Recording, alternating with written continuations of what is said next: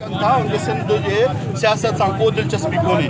PTI जो interest Sindhi माण्हुनि सां कोन्हे, उन्हनि जो उनजो हिते का तालुक कोन्हे ऐं हिते तालुक पीपुल्स पार्टी जो आहे। असीं पीपुल्स पार्टी खां इहो सुवाल कयूं था, तव्हां एॾी गद्दारी वारो कमु कयो था, असांजे वतन खे जेका आहे तीनवाल करण लाइ तयारु वेठा आहियो, सिर्फ़ु हिकिड़े फ़र्द खे बचाइण जे लाइ, पंहिंजी करप्शन खे लिकाइण जे लाइ, नेब खां बचण जे लाइ। जेकॾहिं तव्हां सिंध जी दौलत खे तीनवाल कंदो, सिंध जे बेटनि खे विकिणंदो, धरती खे अदोद कंदो, इहा ॻाल्हि सिंधी क़ौम कॾहिं क़बूल न कंदी।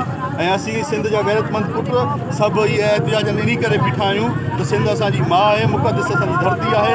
असां उनजे इज़त जे ख़ातिर पंहिंजी सिर क़ुर्बान करे सघूं था, पर उनजी इज़त खे आंच ॾियण करे कंहिं बि सूरत में न ॾींदासीं। तव्हां 73 जे आइन में सभु शयूं पंजाब जे हवाले करे छॾियूं आहिनि, तेल, गैस, कोयलो, पेट्रोल, यूरेनियम सभु तव्हां उन्हनि खे ॾेई छॾिया आहिनि। हाणे जेका हिकु सिंध जे बेटनि खे बि तव्हां विकिणण लाइ तयारु आहियो, इहा ॻाल्हि सिंध जे माण्हुनि खे क़बूल कोन्हे। असीं सिंधी माण्हुनि जी आवाज़ बणिजी रोडनि ते बीहंदासीं, पुरअमन एहतिजाज कंदासीं, जेसि ताईं इन फ़ैसिले खे वापसि न वठंदा ऐं बाज़ाब्ता ऐलान न कंदा त असीं इन अमल ख़िलाफ़ पंहिंजी पुरअमन जदोजहद जारी रखंदासीं।